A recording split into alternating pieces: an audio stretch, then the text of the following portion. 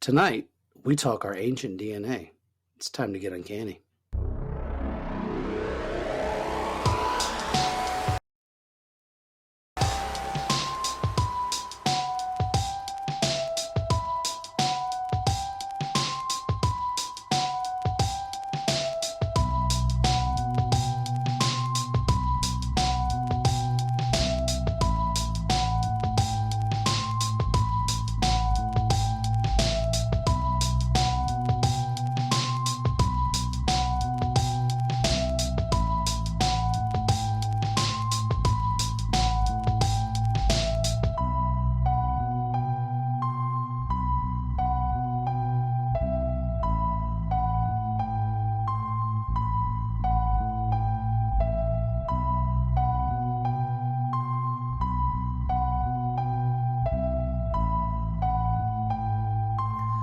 This Uncanny Earth is dedicated to the memory of Todd David Anderson.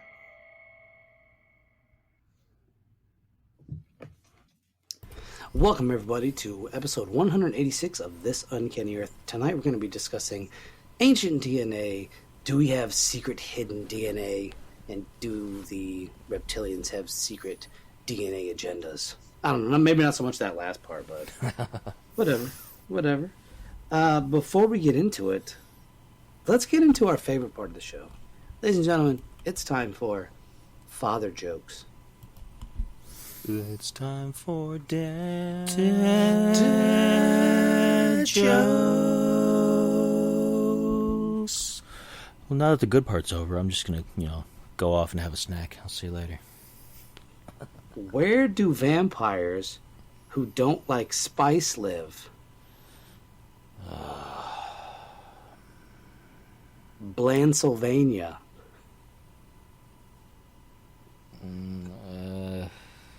I get it. It ain't making me laugh. But I get it. It's another one that just, I don't know, it seems like a reach to me. I got another one for you guys. I'm going to give you 3 of them. Oh, good.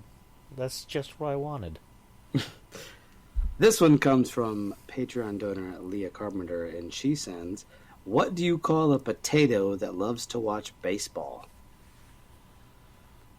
A spectator. Mm-hmm.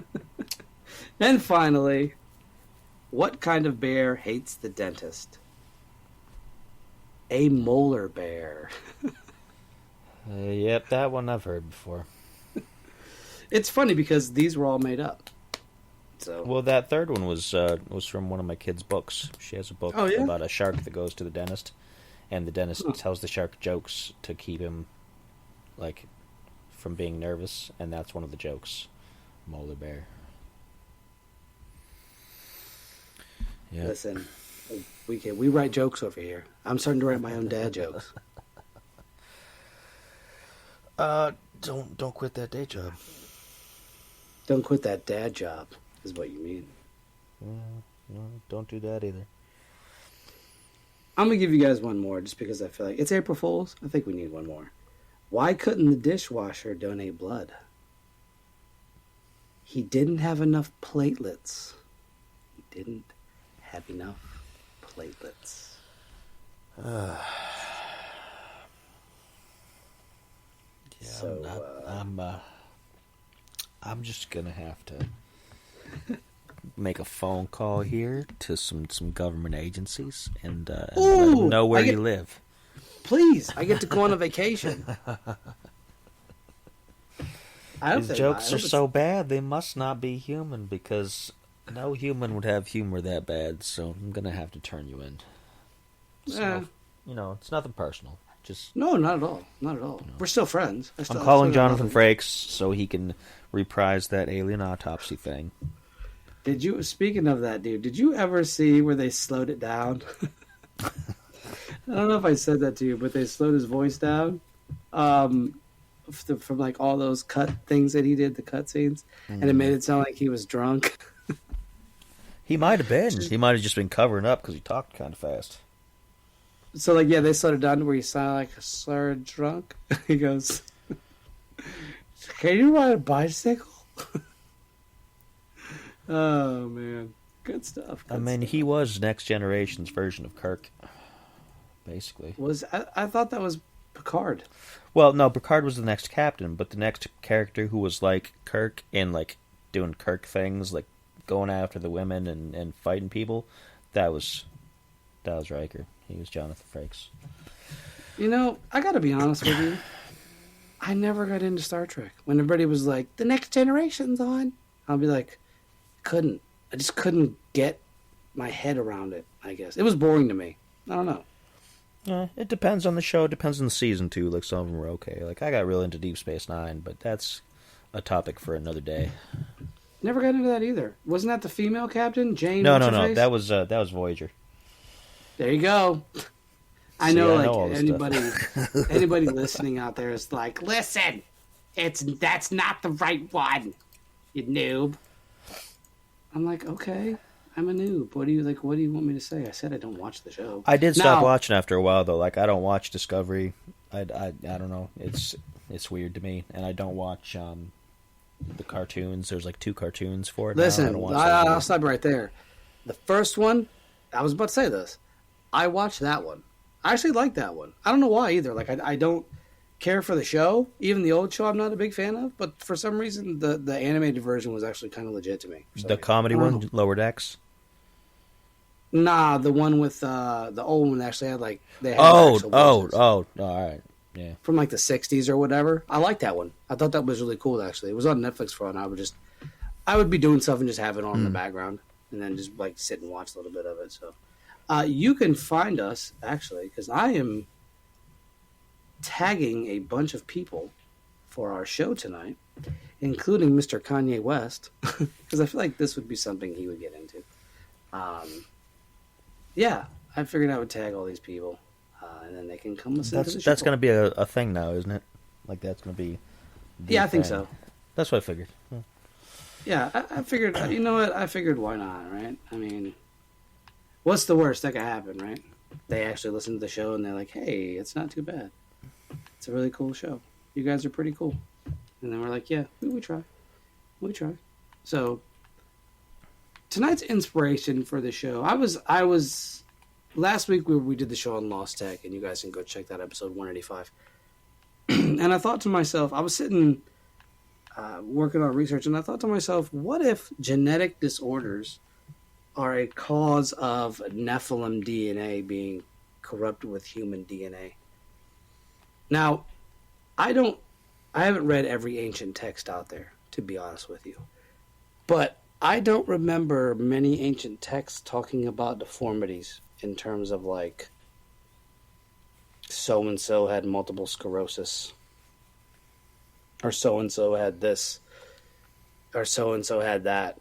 And the thing is, they say cancer has been around a long time, but I wonder how true that is. Or if it was around, how often did people get it, based on cellular reproduction and things like that? Because it's not really talked about, unless there was just some, we don't know what this thing is, so we're just going to make up something for it. Like the sun came and ate his body, meaning that he sat out in the sun and developed skin cancer, and it ate his body, Some of it was, I don't think they understood what cancer was. I think a lot of that kind of stuff was he got sick with an ailment and it got into his blood or it got into his whatever and he passed within the day or something like that. And I think a lot of it got chalked up to that. I don't think we as a species really understood stuff like cancer as what it was until actually relatively recently, as far as time goes for our species. People think like 100, 200, 300 years is a long time, and it is, but it's compared to how long the species has been around and compared to how long we've actually known certain things in medical science, it's not very long.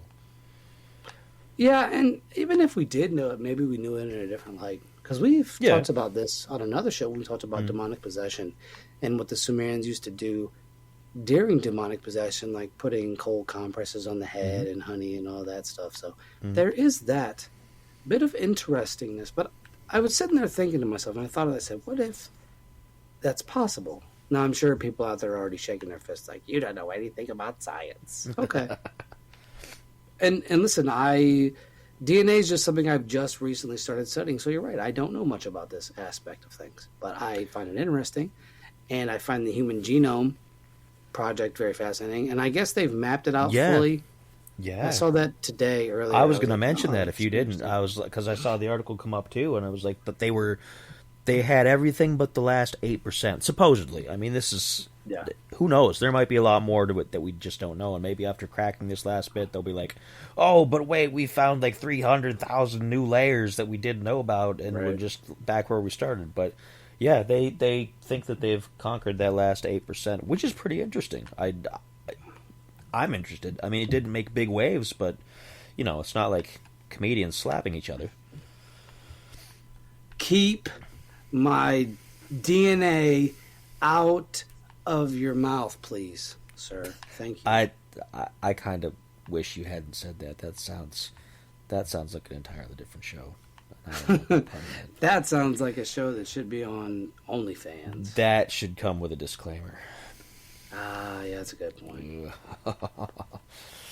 Maybe next. Yikes. We'll take that out in post. Yeah, we can edit the show. It's not like it's live or anything. Whoops. Whoopsie. Whoopee. So, yeah. And then that got me to thinking, too, what if we have that DNA and we have things like the universal consciousness and we have things like the Akashic records? So, what do you think? Well, let us know. Our chat box is open. As the kids say, our DMs are open. Is that what the kids say? I think that's what the kids say. Yeah, something about sliding in there, but apparently sliding in there is always for other reasons that probably go around with your other DNA joke a minute ago, so we probably shouldn't recommend that. Yeah, probably not. You might slide in and end up creating some DNA. This is just a episode that just takes that hole and just keeps on digging it out. Just get that shovel ready and just dig. I'm not upset about this though. I think this kind of stuff needs to happen for our show to. It's fresh life. It's fresh new life. Side note, and this is still dealing with this right now actually, which is kind of cool. The show I'm watching called The Boys is about superheroes, but they're kind of jerks. Well, they're not kind of. They're jerks. And they got their spoilers. We'll give you 10 seconds. 1, 2, 3, 4, 5, 6, 7, 8, 9, 10. Their powers come from this serum called Compound V. And they haven't really explained it much. It's based off a comic series, and I haven't read the comic series. So before you start typing on your fingers and you're like, oh, wait a minute, I got something to say. I don't know what it does exactly, but it seems like it would modify the DNA to create the superpowers. So there is that, and it's very fascinating. So just little things like that. Anyways, before we get started here, I just want to say we're going to be taking some ideas from different biblical texts and other texts of that nature. So don't get all upset because we're using these kind of things. I just find it to be fascinating. But to give you guys a little bit of backstory on what DNA actually is, it's actually DNA stands for deox. Oh man, see, I said it perfectly earlier. Deoxyribonucleic acid. Thank you. Deoxyribonucleic acid. Thank you.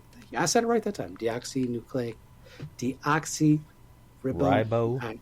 Let me try it again. Deoxyribonucleic acid. That's the show, ladies and gentlemen. We're going to do this for like 2 hours. 2 hours straight. And the show's not even 2 hours anymore, so that's a whole other issue. And it's the hereditary material in humans and almost all other organisms. DNA is pretty much the same throughout every human being, save for bits and pieces here that are different. Located in both the cell nucleus and the mitochondria, which are structures within cells that convert the energy from food into a form that cells can use. And DNA stores a wealth of information. The code in DNA is made up of 4 chemical bases. I mean, see, I'm trying to get these right. Adenine, I think it's how you say that? Is that right? ADENINE, so 9. Adenine, guanine, cytosine, and thymine. So those 4 things, A, G, C, and T, and they pair with each other. Now, human DNA has about 3 billion bases, and 99% of those bases are in all human beings. An important property of DNA is that it can replicate or make copies of itself. When cellular division happens, cells have to make exact copies of each other. If cells are left unchecked upon division and left to mutate, this is where diseases like cancer can occur. Now, what I always wonder is the DNA we have. There's I think, a percentage of it that is kind of an unknown source. Now, a lot of people will say, how do you say that? It's our ancestors because of the Denisovians. Yeah, we got the Denisovians, and we've got well, they're one of the big ones. And some Neanderthals and things like that. Yeah. So you have that, but I also think maybe what if that comes from extraterrestrials, angels, giants, and other such things? We'll be getting more into that tonight. But I want to start off first with looking at the biblical verse in Genesis 1:26. This is a pretty popular verse for a lot of folks that are into this kind of thing, like myself. My co-host might know what it is. But it's just a pretty popular verse overall. But it says, "Let us make humanity in our image and in our likeness." Now, when I looked up what image and likeness mean, I got the following. Image is defined as making a representation of the external form, and likeness meaning the fact or quality of being alike, and alike meaning in the same or similar way. So in essence, we have God DNA inside of us. I'm sure some folks out there will think that's sacrilegious, but if we are made in an image, then it stands to reason that we have similar structures, similar bases, that sort of thing. If we continue to look at Genesis, we later learn that the daughters of man mated with the sons of God. From Genesis 6:1 and 2 it says, "Now it had occurred when humanity had started to increase on the surface of the ground, and daughters had been born to them, that the sons of Elohim saw the daughters of the humans, and that they were good-looking. So they took wives for themselves from any whom they chose." In Genesis 6:4 it says, "As for the distinguished, they were on the earth in those days and also afterward, when the sons of the Elohim were coming to the daughters of the human, and they bore them offspring. They were the masterful ones who were from the eon, mortals of renown."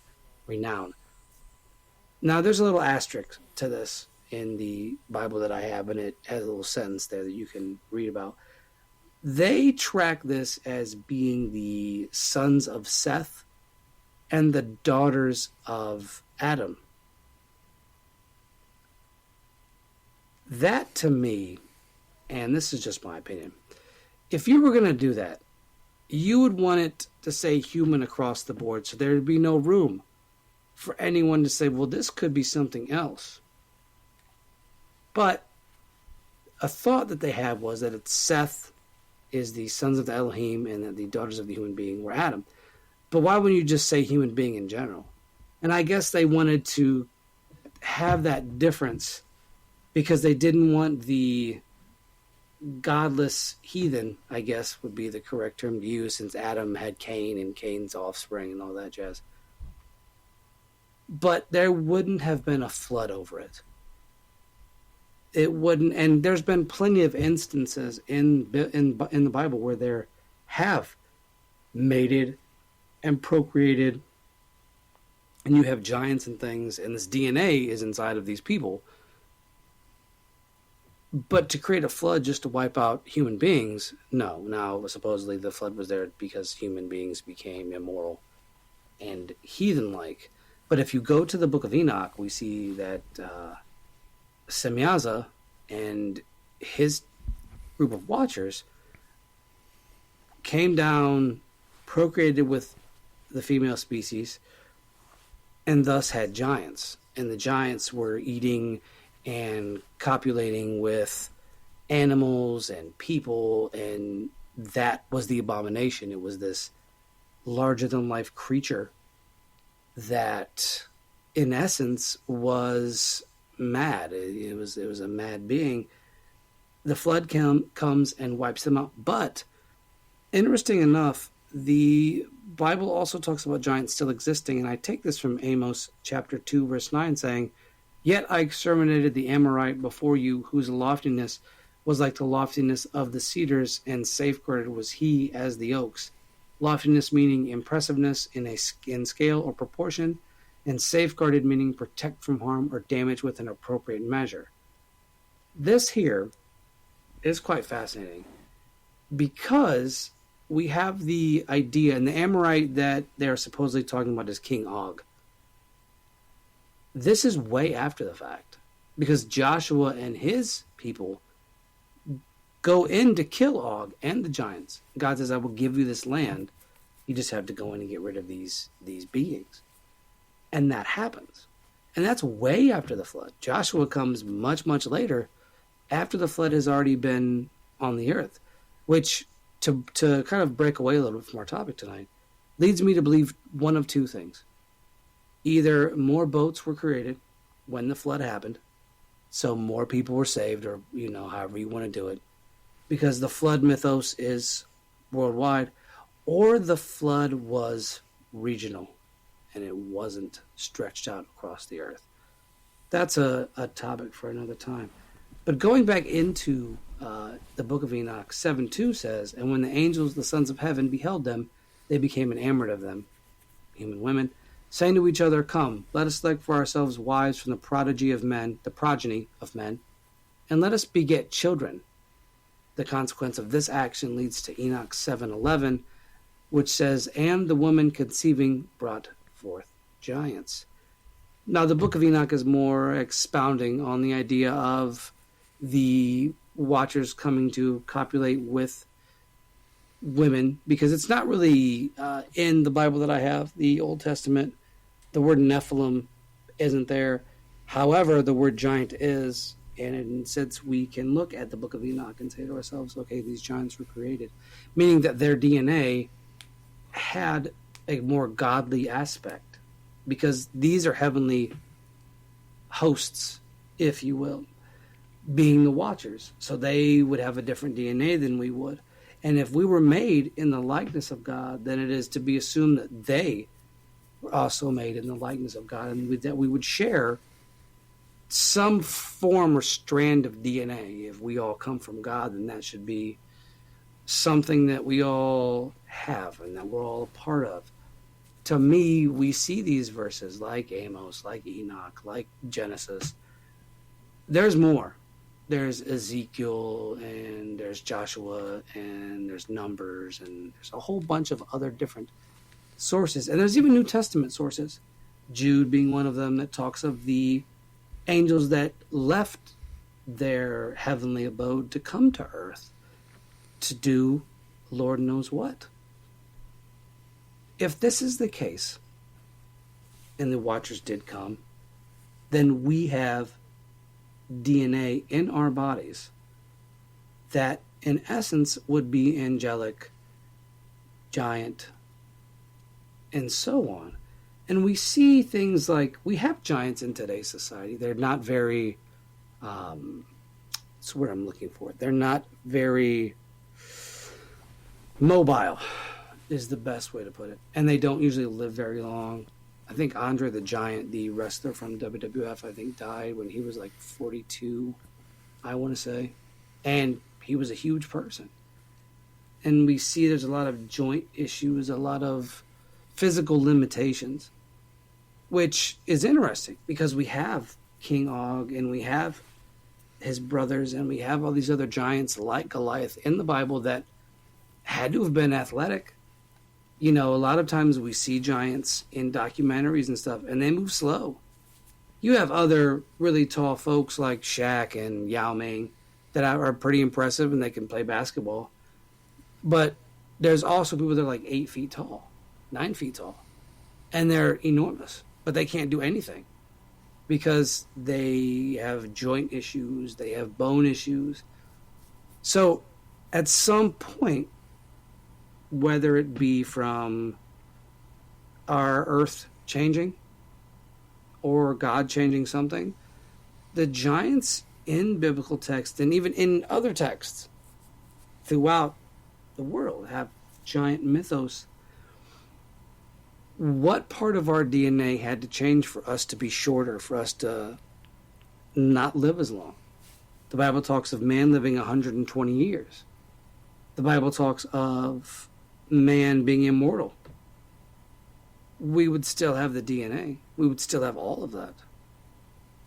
To me, what we're seeing here is history will tell us our tale, much like our DNA has a history of who we are. If we could crack that and be able to find out who we actually are that far back, most people get their ancestry or they get their 23andMe or, they get that and they find out, oh, okay, I'm 4% Asian or I'm 20% African or I'm 30% European. But it doesn't break down specifics. It doesn't break down, you have this DNA inside of you that we cannot understand. It looks to be of either extraterrestrial, divine energy. And maybe we don't have a tool for that. Maybe we don't have a tool that can test to see where we actually come from. And it's more of something like, we just say it's unknown because we don't know either. And your guess is as good as ours. That's what I think anyways. I mean, it can get pretty close. Like, I've had people who say that they checked their DNA through something like that, and they have percentages in Scandinavia, and they have percentages in different things, and the issue is frame of reference, which is a huge problem with basically anything scientific. You have to have some kind of frame of reference to compare it to, and since we don't have a whole lot of DNA science is so new to us that we don't have old sources of DNA so much. Like, we're slowly collecting old DNA as best we can from remains of the Denisovians or from Homo erectus or Neanderthal or the new one of the new ones they found that was supposed to be like short. They were supposed to be like almost dwarves in size. I think they were comparing them to the hobbits from Lord of the Rings, actually, and that they were small and proportionate. And that's a new one that they're still like searching out. Like, there's a lot of controversy around that. And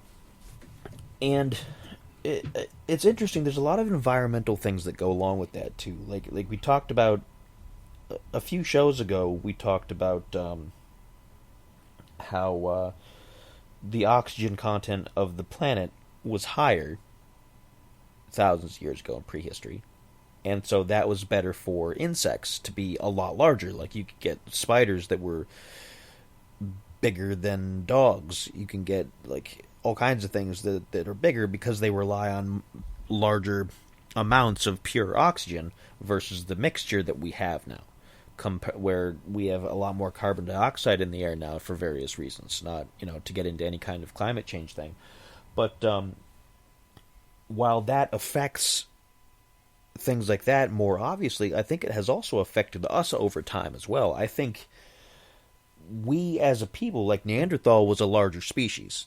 Neanderthal was bulkier, they were heavier, they weren't as smart as us, supposedly, from what we know. Although there's a lot of things coming to light that show that they were smarter than we give them credit for. They actually did a lot more tool making than we thought. But and they were smart enough to interbreed as well. Like, we interbred with, at least modern man interbred in the early days with Neanderthal, with possibly the Denisovians, who was left over, and pretty much multiple other species that might have been around at the time that have since died off. So, I think, again, a lot of it had to do with the environment, first off, because the environment has changed over time. I mean, that's just what planets do, to be fair. I mean, some of it has to do maybe with us, and a lot of it doesn't. I think a lot of it's just planetary cycles and the way that things go, and we just don't know enough about that yet. But I think some of the stories we have of giants from the past, where there might be only one or two in like an army full of regular folks, I think maybe they're leftovers. Like, their species had been slowly dying out because the planet had been changing, but somehow they were able to leverage their personal power in such a way that everyone else helped take care of them and keep them healthy. And that's another part of it too. You mentioned, like, we talk about people like Andre the Giant, who was not very physically fit. He was a big guy, and he did wrestling, but let's face it, he didn't really train a lot. Like, he wasn't that kind of a guy. But then you have somebody like Shaq or some of the other big basketball players who are constantly running and moving and doing things. Like, they're constantly on the move, and so they're putting their body through a lot more work, which on the one hand is putting stress on the body, but on the other hand, it's also keeping them healthy. And the average person who's just who kind of suffers from giantism, I've never really heard of the average person who was like, oh, in the news today, this person's 8 feet tall. He is one of the tallest people on Earth. And they don't, it's pretty clear that they don't work out. They look real kind of lanky. They just kind of hang out. They're just kind of like, yep, that's me. They don't do a whole lot, which contributes possibly to their joint problems and things, like Andre the Giant. He did the wrestling, but anybody who watched him do wrestling, he didn't move like a lot of those other guys. Like, his movements were very specific. He pushed, he picked you up and tossed you around, and that was the bulk of it. Like, he didn't run around real fast. He didn't scramble around. He didn't do top rope flips and things like that. The Paul White, who's known as the Big Show in WWE and various other things, has done a lot more athletic things, and it shows. He's a big dude. He's very tall, and he's very large, and he moves kind of slow, but he does more. Like, I've seen him do a lot more in the ring, and sometimes it doesn't work out because of his size, but he's more fit, I think, than some of these other people have been. And so but even he's got some joint problems. I've seen interviews with him, how it's difficult for him to keep going in the sport without constant, like, paying attention to his joints and things like that. We also have Kevin Nash, too, who's a pretty tall gentleman, but too. But we know he doesn't do a whole lot. Like, he doesn't move very fast anymore. He used to. Wrong. When he was younger. Yeah, he did. But he doesn't move so much now. Like, it's after a while, there's a running joke that we have about how it takes, like, hours for him to walk down to the ring and then lift one arm to show, yup, I'm here, buddy. Ugh, I'm already tired. I'm exhausted. But it's because while he does probably strength training, he probably doesn't do other kinds of training. Like, I can't see, because he's never really been a fast mover in the ring. Even when he was faster as a youngin' guy, he wasn't really speedy. And he's become even less so, and I don't think he focuses on that so much. I think he focuses almost entirely on just making sure that his body strength is where he needs it to be. I have to agree with you, and that's a lot of the time you have being a big guy and trying to do something like that, mm-hmm. because you don't really see a lot of these big guys in the NFL. You see a lot of bigger guys in basketball. Yeah, you don't see a lot of them in sports like tennis or golf. Most of the time, it's usually just basketball. You have, on the female side, a lot of times you'll have them in volleyball. Yeah. Have them in volleyball, NBA, or the WNBA, places like that. But it's like any of the real, like, hard-hitting contact sports, you don't see too many giants. You don't see a lot of guys that are just sitting high, 7 feet, 6'9", you don't see those kind of people in those kind of sports. And you have to wonder if this is all based off of that idea that at one point we did have, because there were races of giants and they had to have children. So if giants had children with another giantess, then they would have another giant as a child. However, if a giant male copulated with a normal sized female, there might be some DNA problems there. Or the child might not be a giant. It might be half of that. It might be, instead of being 8-9 feet tall, it's only 6 foot tall. And once that person marries, then they're diluting. I don't want to say diluting necessarily, but they're phasing out the genetic giant aspect. And obviously, we don't have races of giants running around and eating people and copulating with animals and doing all sorts of things. But we do, I think, see remnants of that age of man. And you have to wonder, that DNA, it had to be, or has to be, I would say, in us. Somewhere, somehow, that DNA has to reside within our bodies. And maybe it's just such a small percent. Maybe it's like 0.000000001% of our DNA is that giant aspect, but maybe some of the people that are actually giants, because you'll see sometimes the giant's mother and father, and they'll be just 5'7" people or 5'8" people, but somehow there was a genetic abnormality that caused them to, in essence, birth a giant. And you have to wonder if that was an ancient gene that was activated because of that mating of those two people. Like if those two people wouldn't have came together, maybe that doesn't happen.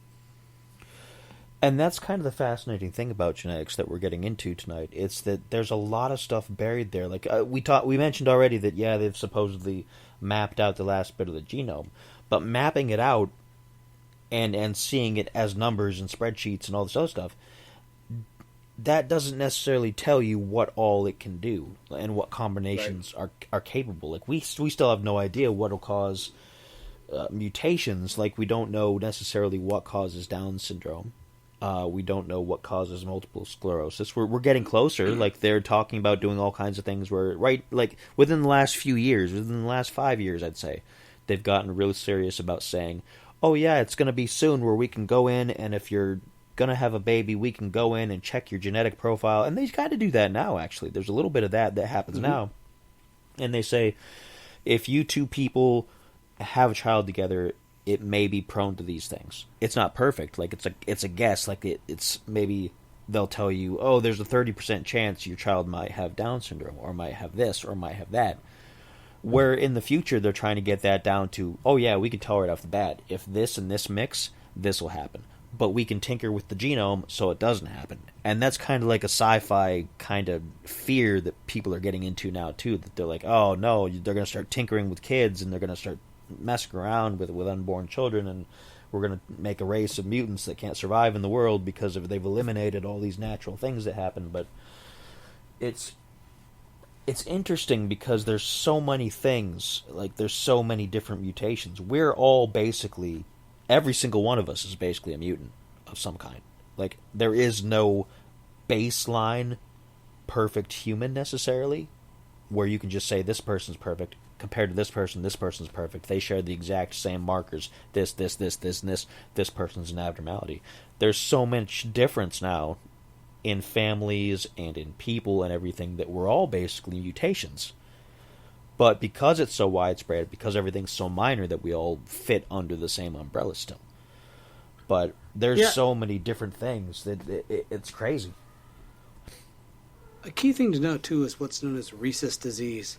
And that is a mix of blood types between a pregnant mother and her unborn baby.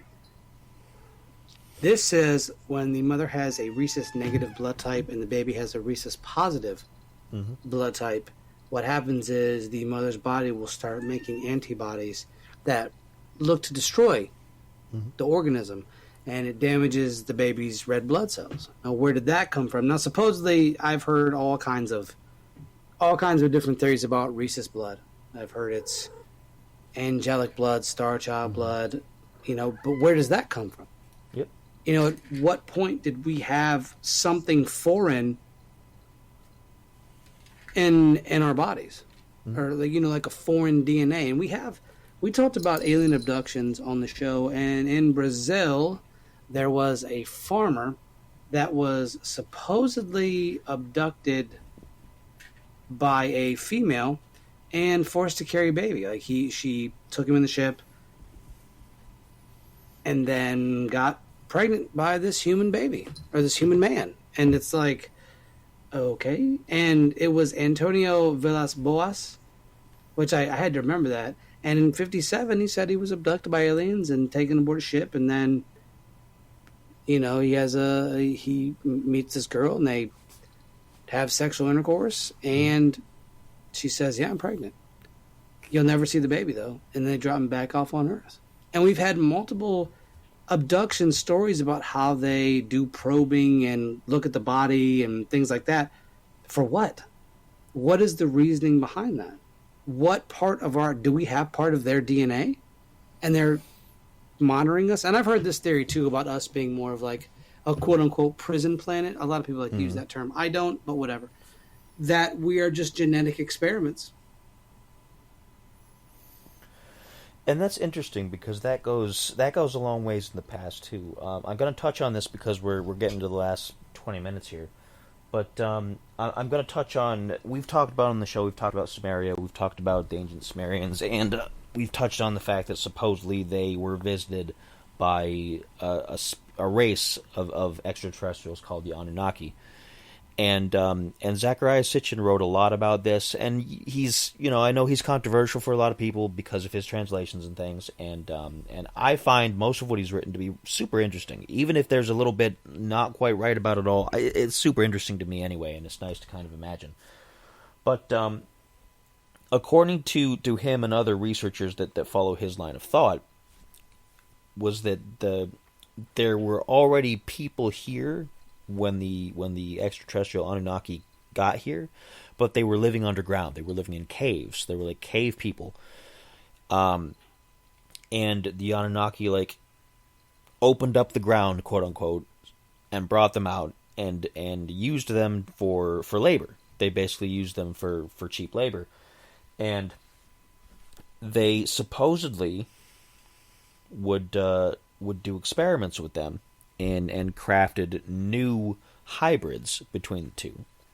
And that's supposedly, if you follow on the whole line of thinking, the hybrid species became the dominant species. And then you have to kind of put that into perspective, like who were the cave dwellers? Maybe they were Neanderthal, maybe they weren't.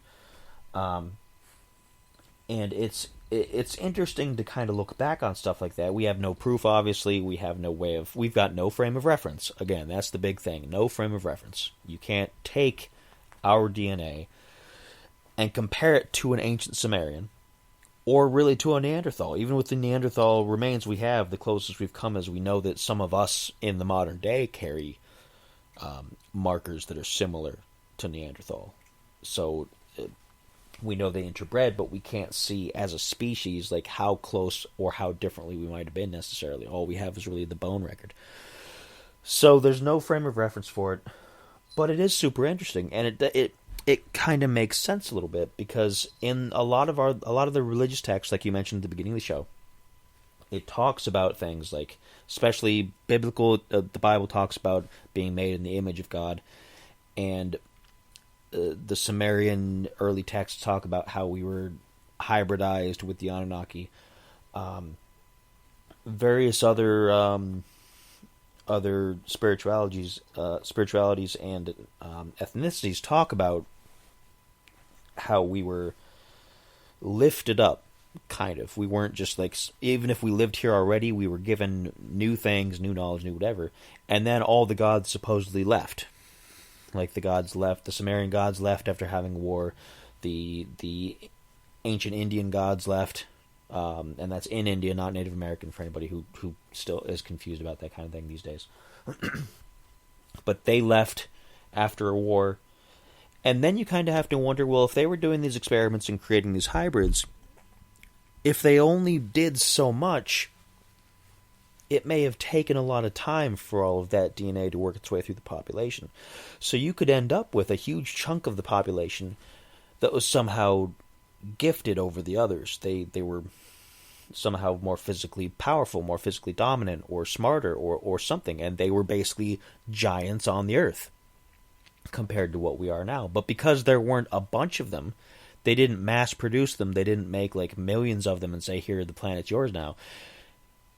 That DNA got filtered out and got diluted a lot faster than it would have otherwise, and all those subspecies and all those great heroic species or giant species, they didn't last because they kept mixing and mixing and mixing and mixing and mixing. So it's fascinating. It's a good story. I still hold out hope one of these days that maybe we'll find some kind of something out there, some evidence that'll be like, this is pretty irrefutable. It shows that this and this and this led to this. It might not blow the whole thing wide open, but it'll be enough to get everybody thinking. And I'm still waiting for that, one of these days. Yeah, and I have to agree with you in the fact that a lot of these issues, it's been muddled down so much, and like you said, we can't just go out and find a random Sumerian just walking down the street. Hey, excuse me, sir, are you a Sumerian? Cool, can you please come in? We want to run some tests, things like that. We can't even speak that language, let alone pull a random Sumerian person in for a DNA test. It just doesn't work like that. We have to go off of regions. You have this DNA from this region. But if that region was under a completely different name, nobody's like, hey, I'm like 5%, Amorite. What's up? It's like people tracing their stuff. Like, supposedly, because of certain people from history, like Genghis Khan was supposedly so prolific with other members of his species that supposedly like 0.8% of the entire world can trace their DNA somehow to Genghis Khan. I don't know how true that is. People say that, and I'm kind of like, that's a lot of family making right there. Right. He's got a lot of back child support. Yeah, but you got that, and then you got other people like, oh yeah, we could trace our lineage all the way back to all this great stuff. And I'm like, how? Are you sure? Like, even if you can family tree-wise, all those other branches that came in, everything that came in and mixed afterwards, like, it's not the same anymore. It's great. Like, I'm super interested in having Scottish ancestors. Like, I think it's awesome. I think the people that I'm related to in the past, supposedly, that I believe, it's cool. But that doesn't mean that I have any of their capabilities. If I have, like, a Templar hero in my background, that doesn't mean I'm going to stand up and suddenly tap into that part of my DNA and be like, I'm going to tap into my Templar DNA and I'm going to lead a new crusade and be really awesome and just sword fighting everybody. I doubt it. I'm probably just going to keep sitting on my couch doing this show, drinking my bourbon, and getting old. So yeah, because the first person he's going to call up is going to be me for this crusade shenanigans. They're like, hey, you want to go on Crusade 4? I'm like, no, they already made 3 of those. Oh, 2 man. of those, I think. All right. I was going to pencil it in for next week, but if you're not in yet, I'll just wait. We'll just. I don't have enough money to afford the plane ticket to go to Jerusalem and quote unquote reclaim the Holy Land. I just don't have it. If I had it, by all means, man, I would definitely 100% hook that up. But I don't. There's nothing I can do for you, Chan. We'll just send a strongly worded letter. I'm with that, and we'll put Crusade Part 4. Yeah. And it'll be fun, and we'll all have a chuckle. They'll have a chuckle. They'll send Mossad after us, and then we won't exist anymore. But that's fine. It's fine. Everything's fine. Everything's fine. But yeah, the notion that we just are who we are. I have ancestors too. Doesn't necessarily mean that I'm going to do what they did, but it might mean I might have a proclivity for some things. Food is a prime example.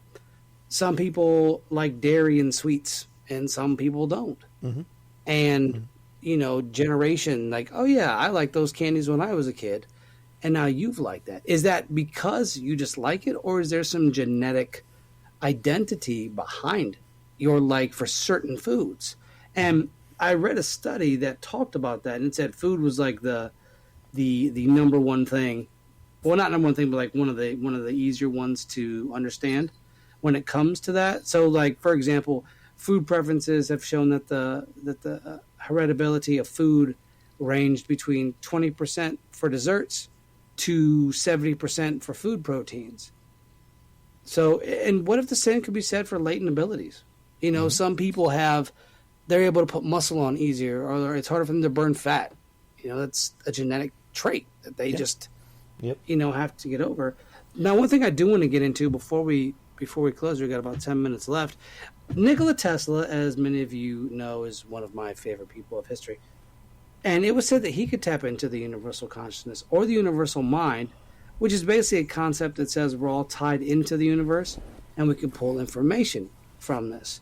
The Akashic Records, much like the universal consciousness, is a library of information that contains the details of your soul, its journey through past lives, present incarnations, and future possibilities. That was the Theosophical with Madame Helena Blavatsky. That was that school of thought. But if you want to say, hey, there's no science here, then you have what's known as genomic imprinting, which is defined as a developmental process that sometimes leads to the exclusive expression of specific genes from only one parent. That being said, we all have our ancestors' DNA inside of us in percentages. Obviously, your mother and father are 50-50. Sometimes it's not, though, really. It's you get one strong trait from your mother, you get one strong trait from your father. You don't necessarily always get 50-50. It's like people say, you look like so-and-so on your mother's side. You look like my great aunt so-and-so. And you're like, where did that come from? Because I don't.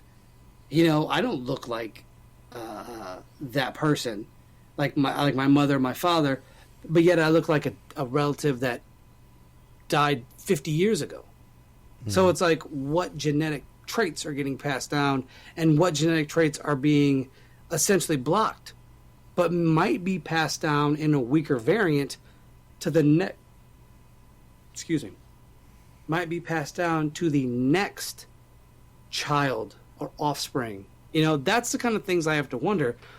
What about us and our bodies block certain genetic traits, but let others through? Another prime example is the bald gene. A lot of times it was said that if it came from the mother side, so if your grandfather was bald, you were bald. But studies have shown that if the father's bald, usually you're bald, that it doesn't skip a generation, as they like to say. Because my grandfather was bald. He went bald relatively early. My uncle was bald. He went relatively early. But I'm not. But the people on my father's side, we all have hair. My grandfather's in his 90s and he still has hair. So it's like, that's where the genetic traits come from. But I share a lot of I share the genetic traits from my hair from both my mother and my father. My father has curly hair. My mother has straight hair. So I am like 50% both. I have both.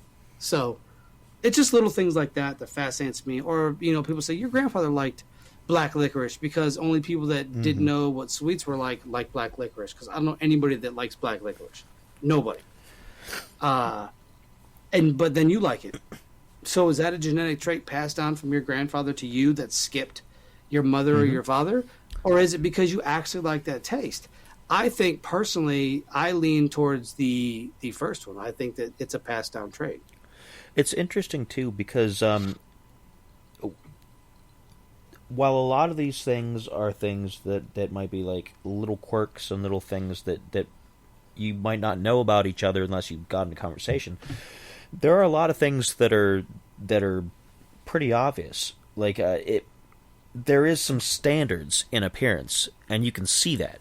When you go out and you see a crowd of people at an event somewhere, there are a lot of really similar kind of people at certain events. And I don't want to make any stereotypes or make judgments. Like, if you go to a convention, like if you go to a superhero convention, or if you go to a role-playing game convention, you will see a particular common look among a lot of the male people at these places. And I'm not making a stereotype again. I'm just saying there's a very common hairstyle, a very common set of facial hair, and a very common, like, overall build. I'm not saying it's all a bunch of, like, big slobby people or something like that. I'm just saying that it's very common to see huge crowds of people looking almost identical, and they're not related.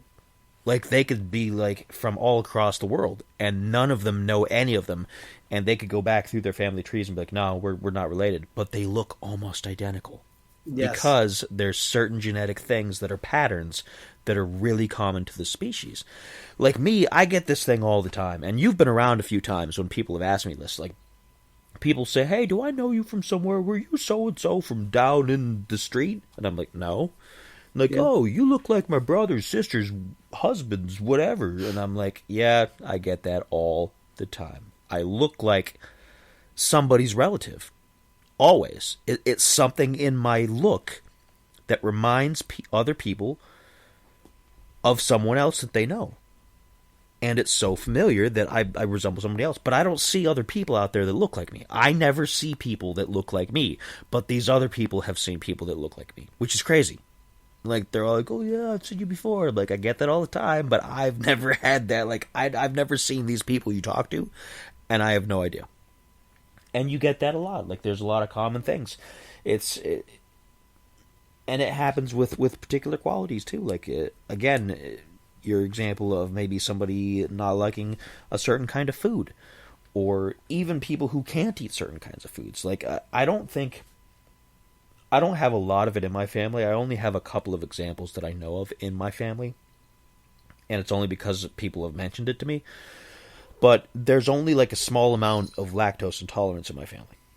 Like, I don't know anybody else in my immediate family. I don't know none of my parents have that.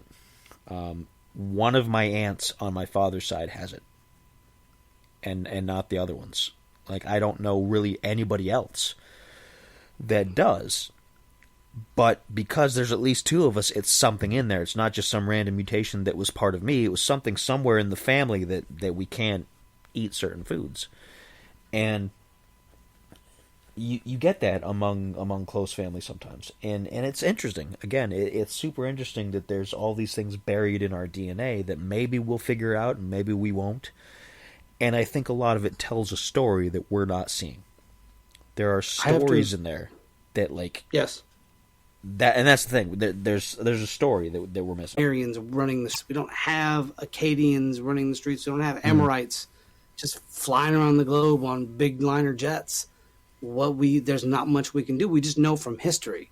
I don't know how well they can take body DNA samples from, like, if they find a skeleton. I don't know necessarily how that works, but we just have to go on this unknown aspect until somebody comes out with a technology that says, yes, we can take a skeleton we found in Iraq or Iran, and boom, there you go, you're related to these people. Or we can take artifacts that have been held by humans and somehow it retains something, and we can pull that information from relics, or we can pull that information from different sources. I think that until we can do that, we are still going to be left with this unknown aspect of our DNA and of our genetics. I think we'll understand more, and I think at some point we'll be able to get to a point where we can weed out genetic abnormalities. That's playing around with DNA and things like that. I do think that's possible. And we had something similar with the eugenics program that came out before World War II, we were doing that. You know, the U.S. was working on a eugenics program, and then Hitler, obviously for dastardly things. But I think that being able to weed out certain diseases, childhood cancers, things like that, wouldn't necessarily be a bad idea. And you'll have people that say, well, then it'll increase the population because your death rate won't be close to your birth rate, so there'll be overpopulation and this, that, and the third. And I don't know. I don't know about all that, but I know that it's good to weed stuff like that out. So that's all. Yeah, it's hard to say. It's a controversial area. I think it would be super interesting to get to the point where we can actually look and examine and make our DNA more healthy. I also see too much of a chance that things like that can be abused and too much. I see a lot of, I don't want to say racism, not necessarily. I see a lot of some kind of discrimination happening in the future. I would see if there was certain folks in charge of all that, and then they would think, well, this particular set of coding is inferior to this particular set of coding, and then, right. I think that there's a lot of potential, unfortunately, for that to happen, and I hope not. I hope by the time we get that figured out that maybe we're past all that. But, I keep hoping every year that we're past that in just our local stuff, and we apparently aren't yet, so... Not even close.